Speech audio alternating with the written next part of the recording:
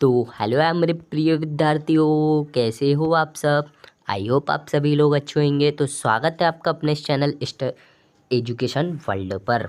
तो बिना कोई वक्त गवाए वीडियो को स्टार्ट करते हैं।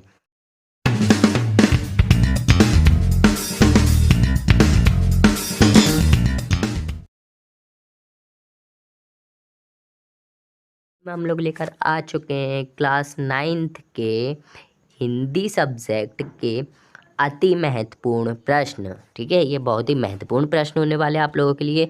तो वीडियो को पूरा देखेंगे एंड चैनल पे नए हो तो चैनल को सब्सक्राइब कर लेंगे। आप लोगों को ये पार्ट 1 दे रहा हूँ मैं, इसमें 2 वीडियो और आएंगे। तो आप लोगों को कमेंट करना है एंड ज़्यादा से ज़्यादा शेयर करना है। 1 के व्यू कंप्लीट होने पर आप लोगों को पार्ट 2 प्लस इनके आंसर्स भी मैं टेलीग्राम पे दे दूंगा। तो चैनल को सब्सक्राइब कर लें एंड बेल आइकन को प्रेस कर लें एंड डिस्क्रिप्शन बॉक्स में लिंक दी हुई है, टेलीग्राम चैनल को ज्वाइन कर लें। तो वीडियो को स्टार्ट करते हैं। तो अपना पहला क्वेश्चन आता है यहाँ पे, मानसरोवर से कवि का क्या आशय है। ठीक है, 2 अंक की क्वेश्चन है। दूसरा क्वेश्चन है, कवि ने सच्चे प्रेमी की क्या कसौटी बताई है, आपको ये बताना है। फिर तीसरा क्वेश्चन है, मनुष्य ईश्वर को कहाँ कहाँ ढूंढता फिरता है। ठीक है, फिर इसके बाद आता है, इस संसार में सच्चा संत कौन कहलाता है।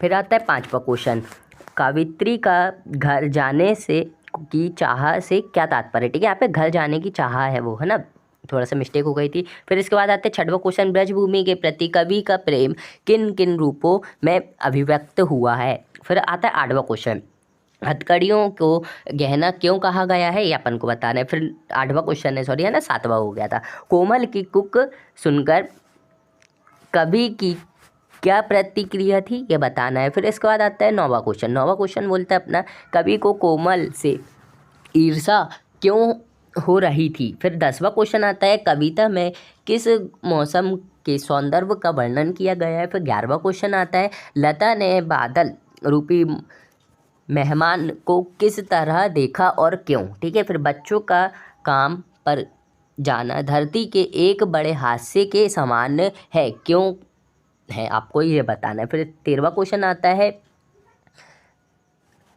अरहर और सनाई के लेख कवि को कैसे दिखाई देते हैं, अपन को ये बताना है। फिर 14वां क्वेश्चन है, किसी व्यक्ति, ठीक है, किसी भी व्यक्ति पहचान उसके कुल से होती है या उसके कर्म से। ठीक है, किसी भी व्यक्ति की पहचान उसके कुल से होती है, कर्म से होती है, अपन को बताना है। फिर 15वां क्वेश्चन की ओर बढ़ते हैं अपन।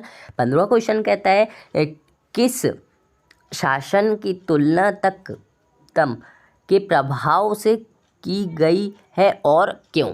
ठीक है, अपन को ये बताना है 15वां क्वेश्चन में कि शासन की तुलना तम के प्रभाव से की गई है। फिर इसके बाद आता है 16वां क्वेश्चन, कवि का ब्रज के वन बाग और तालाब निहारने के पीछे क्या कारण है, अपन को बताना है। फिर 17वां क्वेश्चन,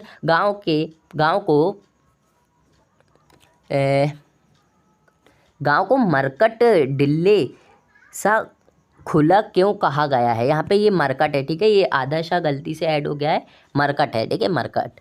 फिर आगे बढ़ते हैं, प्रश्न क्रमांक 18। ठीक है, प्रश्न क्रमांक 18वां, हाँ, प्रश्न क्रमांक 18वां है, रीढ़ की हड्डी एकांकी का उद्देश्य लिखिए। ठीक है, ये रीढ़ की हड्डी है, रीढ़, है ना, ये सा नहीं है, ठीक है, अच्छे से देख लेना। फिर आप 19वां क्वेश्चन, रीढ़ की हड्डी शीर्षक की सार्थकता स्पष्ट कीजिए। ठीक है, फिर उसके बाद आता है प्रश्न क्रमांक 20वां। प्रश्न क्रमांक 20वां कहता है अपना, खरीद बिक्री बंद हो चुकने पर भी पान की बिक्री अपचयक क्यों बढ़ गई थी, ये बताना है। ठीक है, फिर इसके बाद आता है प्रश्न क्रमांक 21वां। प्रश्न क्रमांक 21वां है, प्रश्न क्रमांक 21वां कहता है अपना शिक्षा। ठीक है, ये शिक्षा लिखा हुआ है यहाँ पे, शिक्षा बच्चों का जन्मसिद्ध अधिकार है, इस दिशा में लेखिका के प्रयासों का उल्लेख कीजिए। ठीक है, फिर आता है प्रश्न क्रमांक 22वां। प्रश्न क्रमांक 22वां है, मृत्यु का तरंग दूत किसे कहा गया है और क्यों। फिर इसके बाद आप लोग 23वां क्वेश्चन भी देख लीजिए, वीडियो ज़्यादा बड़ा भी हो रहा है तो अपन एक्सप्लेन नहीं करेंगे। फिर 24वां 25वां क्वेश्चन का भी स्क्रीनशॉट ले लीजिए। 26वां क्वेश्चन का भी स्क्रीनशॉट ले लीजिए एंड 27वां क्वेश्चन, ठीक है। 28वां क्वेश्चन का भी स्क्रीनशॉट अच्छी तरीके से ले लीजिए एंड फिर 29वां 30वां क्वेश्चन का भी स्क्रीनशॉट ले लीजिए। आगे बढ़ते हैं, 31वां क्वेश्चन का भी ले लीजिए। तिब्बत के लोग क्या लेकर घूमते हैं?